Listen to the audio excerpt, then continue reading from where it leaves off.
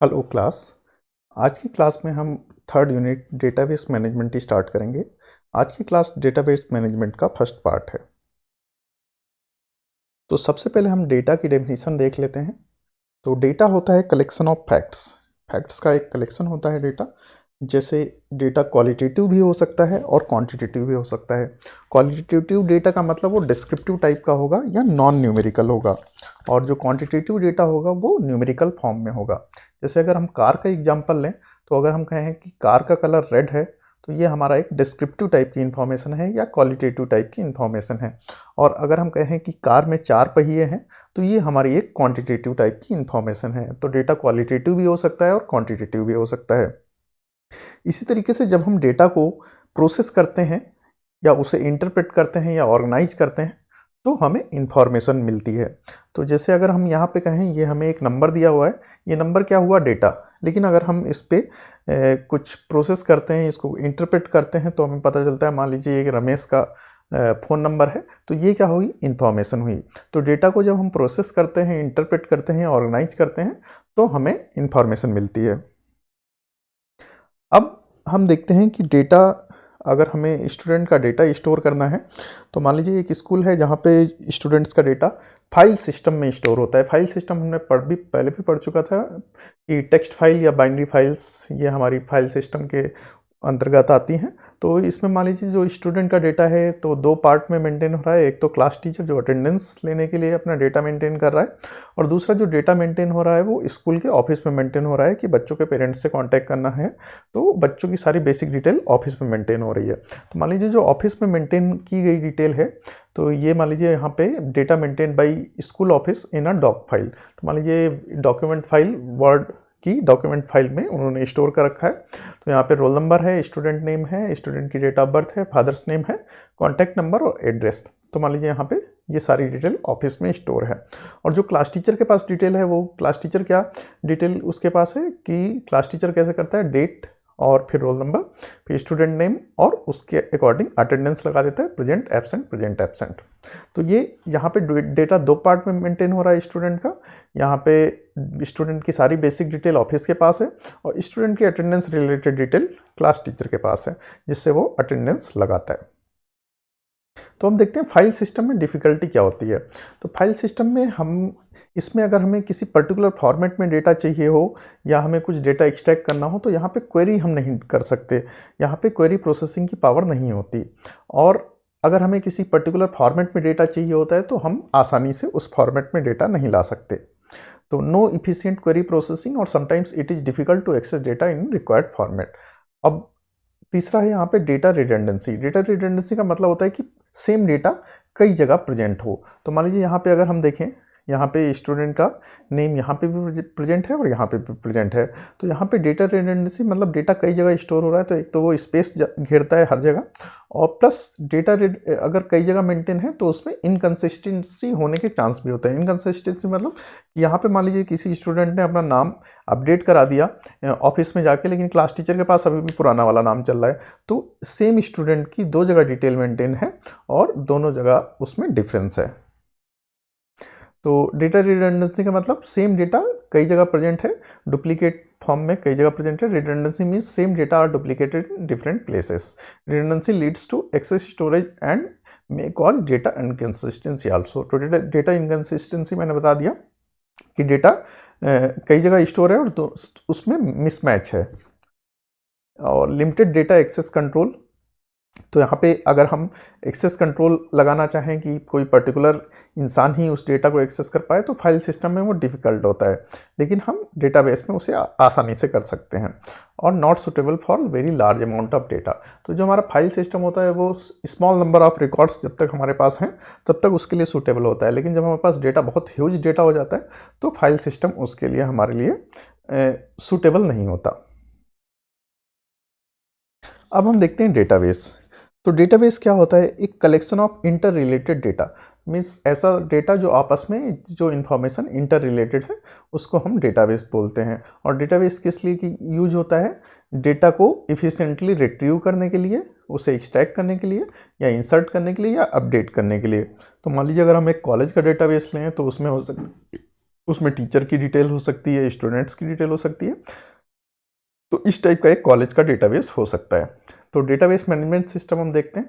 Database को manage करने के लिए बहुत सारे सॉफ्टवेयर होते हैं, उन्हीं सॉफ्टवेयर्स को हम क्या बोलते हैं, database management system.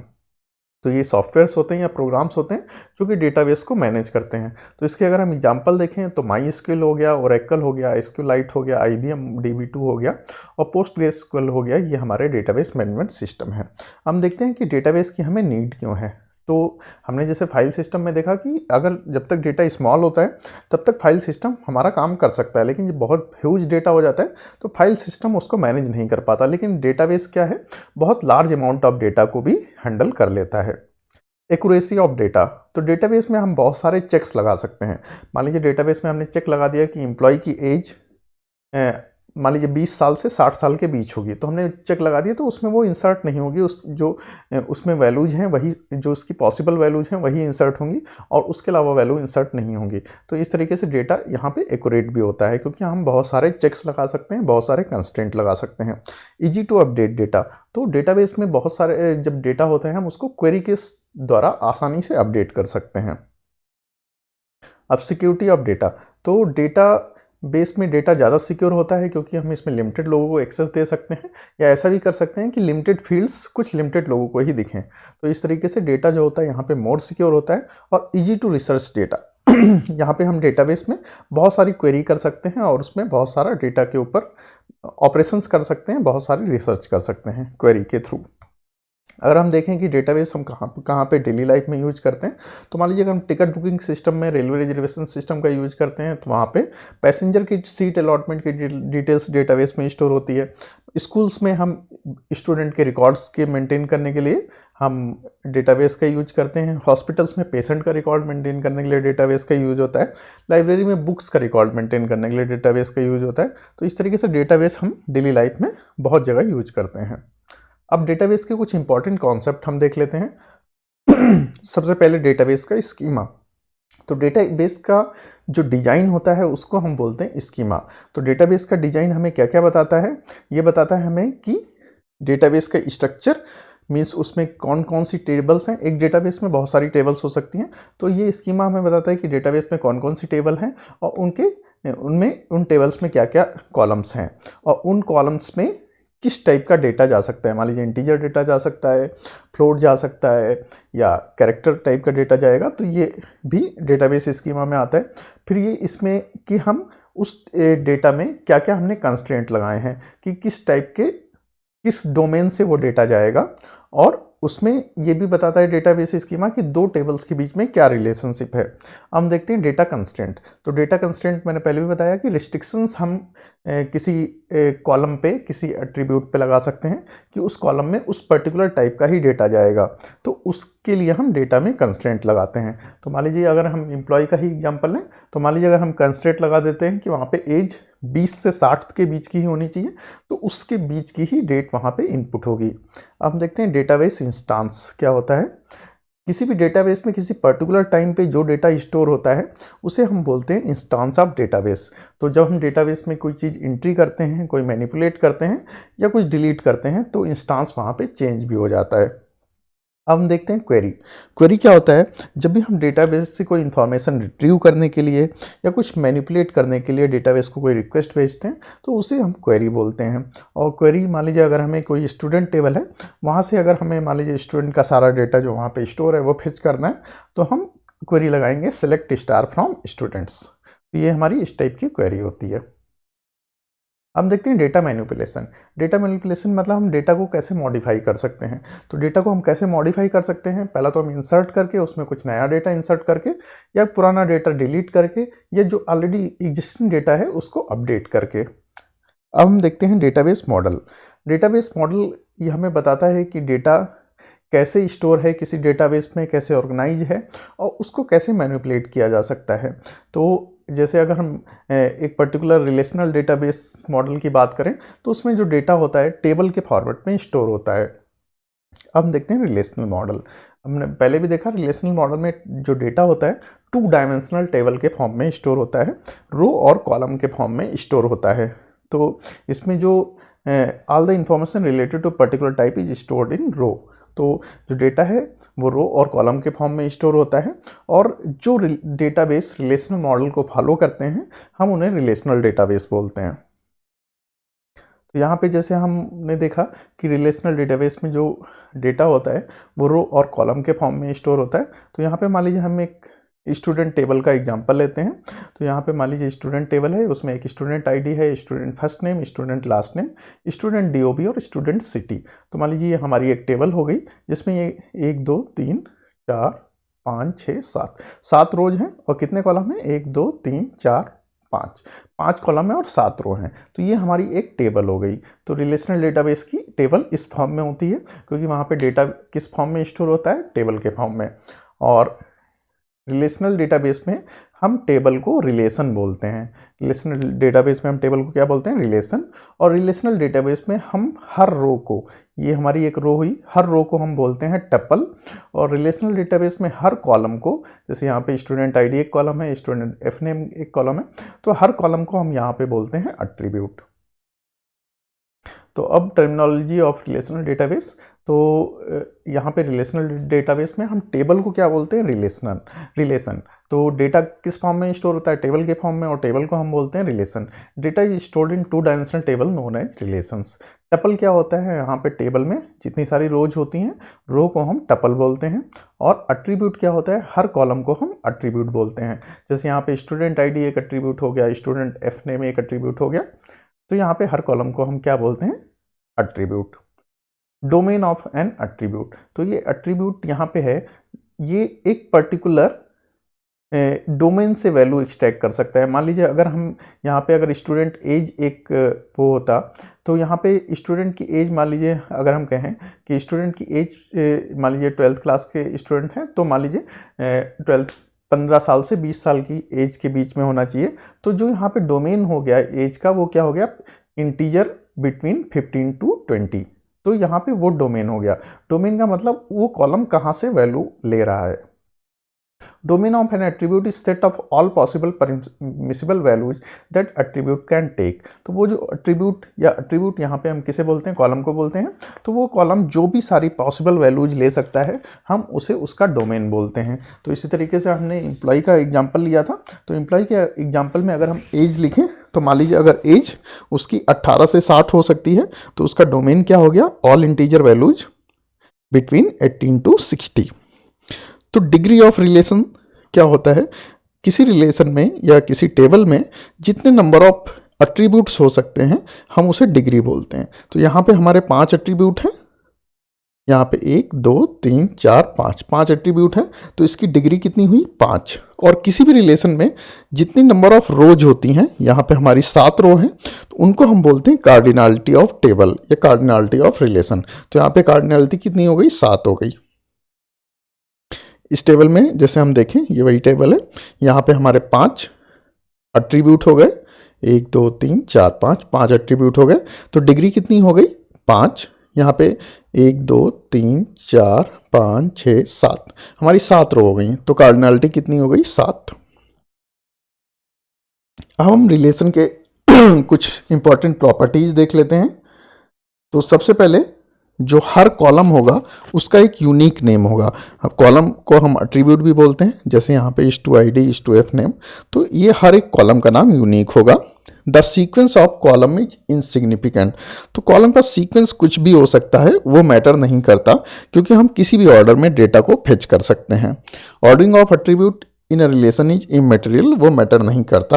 Columns can be extracted in any order. तो हम किसी भी ऑर्डर में कॉलम को एक्सट्रैक्ट कर सकते हैं, किसी भी ऑर्डर में कॉलम स्टोर हो उससे फर्क नहीं पड़ता। इसी तरीके से हमारा जो रो की सीक्वेंसिंग होती है वो भी मैटर नहीं करती। Each row is unique. तो यहाँ पे हर रो एक यूनिक होती है। जैसे हम यहाँ पे देखें कि मान लीजिए एक स्टूडेंट आईडी है, तो ये एक यूनिक रो है, ये रिपीट नहीं होगी, सेम रो बार बार रिपीट नहीं होगी। तो ये पूरी एक रो यूनिक रो है, ये अगली बार रिपीट नहीं होगी। और no two tuples in a relation are exactly same. तो 2 रो एग्जैक्टली सेम नहीं हो सकती। The sequence of tuples is insignificant. तो जो टपल यानी रो का सीक्वेंस होता है वो इनसिग्निफिकेंट होता है, वो कुछ भी हो सकता है। हम जब एक्सट्रैक्ट करेंगे तो हम किसी भी ऑर्डर में एक्सट्रैक्ट कर सकते हैं। All values in attribute should belong to a same domain. तो जो एट्रीब्यूट होंगी वो सारी वैल्यूज, किसी भी एट्रीब्यूट की वैल्यूज जो होंगी वो किसी पर्टिकुलर डोमेन से आ रही होंगी। तो जैसे हमने एम्प्लॉय का एग्जांपल लिया था, तो उसमें ये डोमेन हो गया 18 से 60। तो जो यहाँ पे हर कॉलम की जो डेटा वैल्यू होगी, यहाँ पे मान लीजिए ये एक डेटा वैल्यू हो गई, ये एक डेटा वैल्यू हो गई, ये एटॉमिक होनी चाहिए। एटॉमिक का मतलब उसको हम फर्दर डिवाइड ना कर सकें। तो मान लीजिए अगर रोल नंबर एट्रीब्यूट है, हम उसको फर्दर डिवाइड नहीं कर सकते, लेकिन मान लीजिए हमारा कोई एड्रेस एट्रीब्यूट है, हम उसको फर्दर डिवाइड कर सकते हैं। किस में डिवाइड कर सकते हैं? एड्रेस में क्या हो सकता है? सिटी नेम हो सकता है, स्ट्रीट नेम हो सकता है, पिन कोड हो सकता है, उसको हम फर्दर डिवाइड कर सकते हैं। तो एड्रेस क्या है? एटॉमिक एट्रीब्यूट नहीं है। और जो यहाँ पे हर डेटा वैल्यू होनी चाहिए वो सिंगल वैल्यू होनी चाहिए।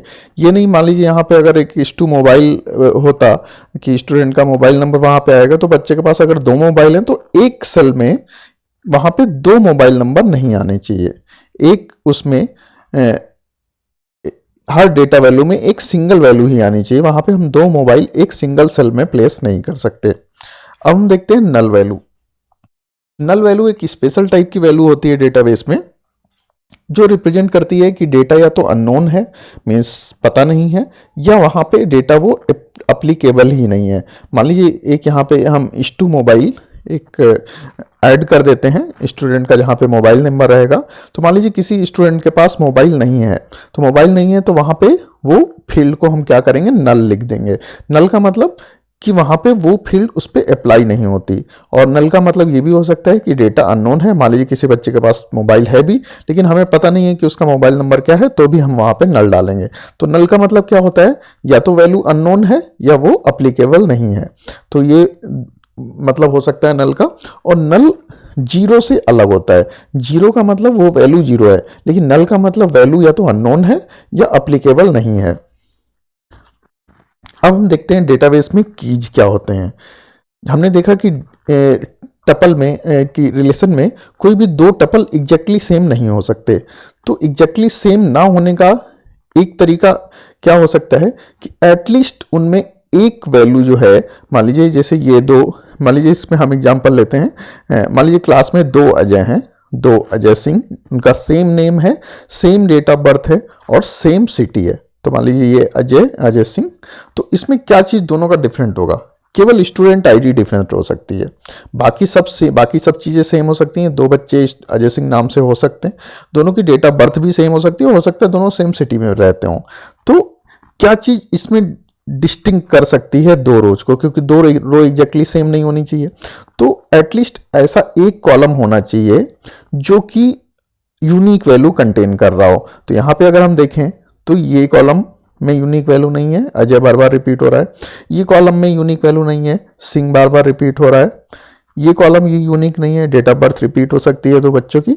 ये कॉलम भी यूनिक नहीं है क्योंकि यहाँ पे नोएडा या सेम सिटी मल्टीपल बच्चों का सेम हो सकता है। लेकिन जो आईडी होगी वो हर बच्चे की डिफरेंट होगी। तो इस तरीके से की क्या होता है, एक ऐसा सेट ऑफ एट्रीब्यूट होता है जो कि किसी रिलेशन में हर टपल को यूनिकली आइडेंटिफाई कर सके। मींस उस टपल के आधार पे हम हर रो को यूनिकली आइडेंटिफाई कर सकें। तो यहाँ पे बाकी सब तो सेम हो सकता है, लेकिन इस एट्रीब्यूट की वजह से हम हर टपल को यूनिकली आइडेंटिफाई कर सकते हैं। तो यहाँ पे की क्या हुई? स्टूडेंट आईडी एक की हो गई। तो की हो सकता है कि एक सिंगल एट्रीब्यूट हो, जैसे यहाँ पे स्टूडेंट आईडी है, लेकिन कई बार हो सकता है कि सिंगल एट्रीब्यूट वहाँ पे की का काम ना कर रहा हो। तो उस केस में एक ग्रुप ऑफ एट्रीब्यूट भी की हो सकता है। मान लीजिए 2 एट्रीब्यूट हम मिलाएं तो हमारी एक की बन जाए। और की हमारी और किस काम में आती है? 2 टेबल्स के बीच में आपस में रिलेशनशिप क्या है वो बताने के लिए।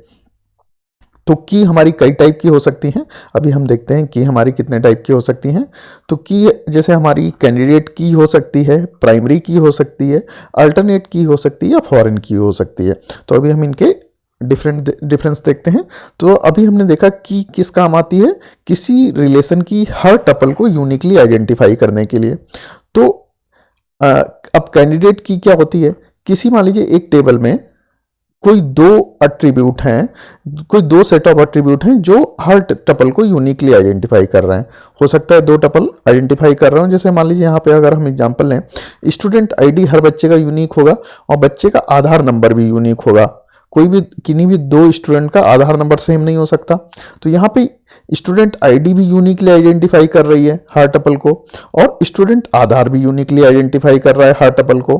तो यहाँ पे अगर बहुत सारे सेट ऑफ एट्रीब्यूट किसी टेबल में ऐसे होते हैं जो कि उसको यूनिकली, हर रो को यूनिकली आइडेंटिफाई कर सकते हैं, तो हम हर सेट ऑफ एट्रीब्यूट को क्या बोलते हैं, हर ऐसे सेट ऑफ एट्रीब्यूट को हम कैंडिडेट की बोलते हैं। तो यहाँ पे स्टूडेंट आईडी तो एक की है ही और स्टूडेंट आधार भी एक की है, तो ये दोनों क्या हुई, कैंडिडेट की हुई। तो की क्या होगी, हमने देखा की किस लिए काम आती है, कि हर रो को यूनिकली आइडेंटिफाई करने के लिए। लेकिन बहुत सारी इस टाइप की अवेलेबल हो तो हम हर की को कैंडिडेट की बोलते हैं।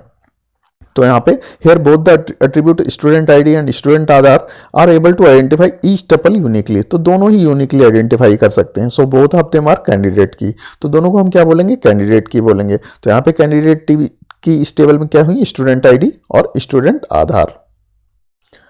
अब जब डेटाबेस डिजाइनर डेटाबेस बनाता है तो उसे बहुत सारी जब कीज, कैंडिडेट कीज अवेलेबल हैं, तो उसे उसमें से कोई एक सेट ऑफ एट्रीब्यूट चुनना होता है जिसे वो अपने डेटाबेस के लिए की तरह काम में लेता है। तो हम उस की को, जिसको डेटाबेस डिजाइनर आइडेंटिफाई करता है अपने किसी टेबल के लिए, तो उसको हम प्राइमरी की बोलते हैं।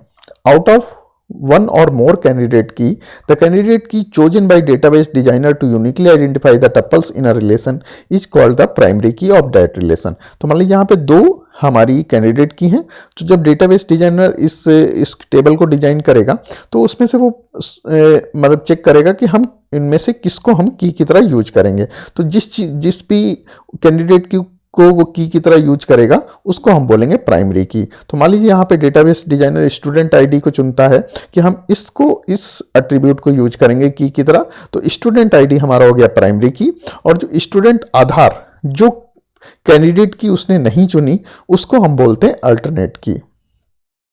तो अभी हमने देखा था कि जो हमारी प्राइमरी की होती है वो सेट ऑफ एट्रीब्यूट्स भी हो सकता है। अभी तक हमने देखा कि यहाँ पे स्टूडेंट आईडी एक सिंगल एट्रीब्यूट था, लेकिन अब हम देखते हैं कि ऐसे एक टेबल का एग्जांपल जिसमें एक set of attribute means more than one attribute की तरह काम कर रहा हो। तो मान लीजिए यहाँ पे अगर हम स्टूडेंट अटेंडेंस टेबल का एग्जांपल लें, स्टूडेंट अटेंडेंस टेबल में मान लीजिए डेट है, स्टूडेंट आईडी है, स्टूडेंट फर्स्ट नेम है, स्टूडेंट लास्ट नेम है और अटेंडेंस का स्टेटस है। तो मान लीजिए डेट यहाँ पे हमारे प्राइमरी की नहीं हो सकता, डेट की नहीं हो सकता। क्यों? क्योंकि यहाँ पे मान लीजिए 1/1/2020 ये मल्टीपल टाइम्स रिपीट हो रहा है, फिर 2/1/2020 ये मल्टीपल टाइम रिपीट हो रहा है, तो ये डेट हमारी की नहीं हो सकती। स्टूडेंट आईडी यहाँ पे हम देखें, मान लीजिए ये स्टूडेंट आईडी है, अरुण की आईडी है, फिर अरुण की आईडी 1 तारीख को है, फिर अरुण की आईडी 2 तारीख को भी है। तो मान लीजिए स्टूडेंट आईडी भी हर तारीख के लिए रिपीट होगी, तो हम स्टूडेंट आईडी को भी यूज नहीं कर सकते की तरह। स्टूडेंट फर्स्ट नेम को भी यूज नहीं कर सकते क्योंकि हर स्टूडेंट का नाम बार बार रिपीट होगा, क्योंकि हर दिन की अटेंडेंस जब लगेगी तो उसका नाम बार बार रिपीट होगा। इसी तरीके स्टूडेंट का लास्ट नेम भी की नहीं हो सकता और अटेंडेंस स्टेटस भी की नहीं हो सकता, क्योंकि यहाँ पे प्रेजेंट एब्सेंट दो ही चीज़ें आ सकती हैं, तो ये हर चीज़ बार बार रिपीट होगी। तो अब इस केस में कोई भी सिंगल एट्रीब्यूट एक की तरह काम नहीं कर रहा। लेकिन अगर हम इसमें देखें कि हर दिन में एक तारीख, मतलब मान लीजिए कोई एक पर्टिकुलर डेट है, तो उसमें एक स्टूडेंट की अटेंडेंस एक बार ही लगेगी। तो यहाँ पे अगर हम देखें डेट और स्टूडेंट आईडी लें, तो ये हमारा कैंडिडेट की तरह काम कर सकता है, क्योंकि यहाँ पे हर दिन में एक स्टूडेंट आईडी की अटेंडेंस एक बार ही लगेगी। लेकिन नेम इसलिए नहीं ले सकते हम, डेट और नेम इसलिए नहीं ले सकते क्योंकि मान लीजिए दो अजय यहाँ पे रिपीट हो रहा है, दोनों की आईडी अलग है लेकिन नाम सेम हो सकता है। तो इस तरीके से हम यहाँ पे डेट के साथ फर्स्ट नेम नहीं ले सकते, डेट के साथ लास्ट नेम नहीं ले सकते। तो डेट के साथ लेकिन अगर हम स्टूडेंट आईडी लें तो ये एक हमें यूनिक कॉम्बिनेशन मिल जाएगा कि इन दोनों को हम देखें, इन दोनों को करेस्पॉन्डिंग हमें हर वैल्यू, इन दोनों के करेस्पॉन्डिंग हम यूनिकली आइडेंटिफाई कर सकते हैं हर रो को। तो इन दो के कॉम्बिनेशन को हम क्या बोल सकते हैं यहाँ पे primary key. Here date can not be chosen as primary key as same date is present multiple times, date multiple times same date present है। और स्टूडेंट आईडी को भी हम नहीं चुन सकते प्राइमरी की क्योंकि same ID multiple time present है। लेकिन अगर हम इन दोनों का कॉम्बिनेशन लें तो हम वो हमें प्राइमरी की मिल जाएगी। तो इसमें प्राइमरी की क्या हुई, डेट कॉमा स्टूडेंट आईडी, तो इन दोनों का कॉम्बिनेशन से हमें यहाँ पे प्राइमरी की मिल गई। तो ये इसको हम बोलेंगे कंपोजिट प्राइमरी की। कंपोजिट प्राइमरी की मतलब यहाँ पे दो या दो से अधिक एट्रीब्यूट्स मिलके प्राइमरी की बना रहे हैं। अब हम देखते हैं अल्टरनेट की। अल्टरनेट की अभी हमने पहले भी देखा, जब डेटाबेस डिजाइनर के पास एक या दो या दो से अधिक कैंडिडेट की अवेलेबल होती हैं, तो जिस कैंडिडेट की को वो चुनता है कि इस कैंडिडेट का की का हम यूज करेंगे अपनी हर टपल को यूनिकली आइडेंटिफाई करने के लिए, तो उस कैंडिडेट की को बोलते हैं प्राइमरी की। लेकिन जो कैंडिडेट की बच जाती है उसको हम बोलते हैं alternate key. A candidate key not selected as a primary key is called alternate key. तो जिस कैंडिडेट की को हम नहीं चुनते प्राइमरी की तरह, उसको हम बोलते हैं अल्टरनेट की। तो मान लीजिए ये हमारी टेबल है, इसमें हमारी दो कैंडिडेट की हैं, कौन कौन से, स्टूडेंट आईडी और स्टूडेंट आधार, क्योंकि दोनों यूनिकली आइडेंटिफाई कर सकती हैं। मान लीजिए इसमें से स्टूडेंट आईडी को जो डेटाबेस डिजाइनर है उसने सिलेक्ट किया कि इससे हम हर रो को यूनिकली आइडेंटिफाई करेंगे, तो हमारी स्टूडेंट आईडी तो हो गई प्राइमरी की, लेकिन ये जो की बच गई, स्टूडेंट आधार हमारी की बच गई, तो इस कैंडिडेट की को अब हम क्या बोलेंगे, अल्टरनेट की। तो अल्टरनेट क्या होगी, हमारी ये वाला एट्रीब्यूट हमारा अल्टरनेट की हो गया। अब हम देखते हैं कि फॉरेन की क्या होता है। फॉरेन की दो टेबल्स में, फॉरेन की दो टेबल्स में रिलेशनशिप स्टेब्लिश करने के काम आता है। तो मान लीजिए हमारे पास एक टेबल है लाइब्रेरी टेबल और एक टेबल है स्टूडेंट टेबल। तो दोनों में रिलेशनशिप स्टेब्लिश करने के लिए हमारी फॉरेन की काम आती है। तो यहाँ पे पहले हम जो हमारी लाइब्रेरी टेबल है उसको देख लेते हैं। मान लीजिए ये हमारी एक लाइब्रेरी टेबल है, यहाँ पे हर बुक की एक आईडी है, एक स्टूडेंट आईडी है। यहाँ पे मान लीजिए बुक B_01 ये बुक है, इसको इस स्टूडेंट आईडी ने इशू कराया और किस तारीख से किस तारीख तक इशू कराया वो डेट यहाँ पे आ गई और यहाँ पे बुक का नाम है। तो यहाँ पे जो स्टूडेंट आईडी है, किस स्टूडेंट ने उसे इशू कराया, वो वैल्यू कहाँ से आएगी, स्टूडेंट टेबल की स्टूडेंट आईडी से। तो ये जो वैल्यू है वो लाइब्रेरी में यहाँ पे आ रही है। तो ये जो की है, ये यहाँ पे ये जो एट्रीब्यूट है वो किसी दूसरी टेबल के प्राइमरी की से वैल्यू ले रहा है। ये यहाँ पे जो एट्रीब्यूट है वो स्टूडेंट टेबल के प्राइमरी की, यहाँ पे स्टूडेंट आईडी क्या है, प्राइमरी की, यहाँ से वैल्यू ले रहा है। तो इसीलिए इस टेबल में हम इसे क्या बोलेंगे, फॉरेन की। तो फॉरेन की क्या होती है, foreign key is a set of attribute in a table that refers to the primary key of another table. तो यहाँ पे ये जो है ये एट्रीब्यूट है, ये प्राइमरी की को रिफर कर रहा है स्टूडेंट टेबल की। तो इसलिए हम इसे क्या बोलेंगे, फॉरेन की। फॉरेन की derives it's value from primary key of another relation. तो यहाँ पे जो वैल्यू आ रही है वो कहाँ से आ रही हैं, इस टेबल की प्राइमरी की से आ रही हैं। Foreign key can take null values if it is not the part of candidate key of foreign table. तो यहाँ पे जब जिस टेबल में फॉरेन की होती है हम उसको क्या बोलते हैं, रेफरेंसिंग रिलेशन या फॉरेन रिलेशन। और जिस टेबल में प्राइमरी की से वैल्यू ऑब्टेन की जा रही होती हैं उसको हम बोलते हैं रेफरेंस रिलेशन या प्राइमरी रिलेशन या मास्टर रिलेशन। तो फॉरेन की वैल्यू नल भी हो सकती है अगर वो यहाँ पे जो यहाँ पे फॉरेन की हम यूज कर रहे हैं वो इसकी कैंडिडेट की नहीं है। अगर यहाँ पे लाइब्रेरी टेबल में स्टूडेंट आईडी कैंडिडेट की नहीं है तो यहाँ पे ये नल भी हो सकती है। तो foreign key can take null values if it is not the part of candidate key of foreign table. तो फॉरेन टेबल ये है, इसमें अगर ये कैंडिडेट की का पार्ट नहीं है तो ये हमारी नल भी हो सकती है। तो आज की क्लास को हम यहीं पे फिनिश करते हैं। Thank you.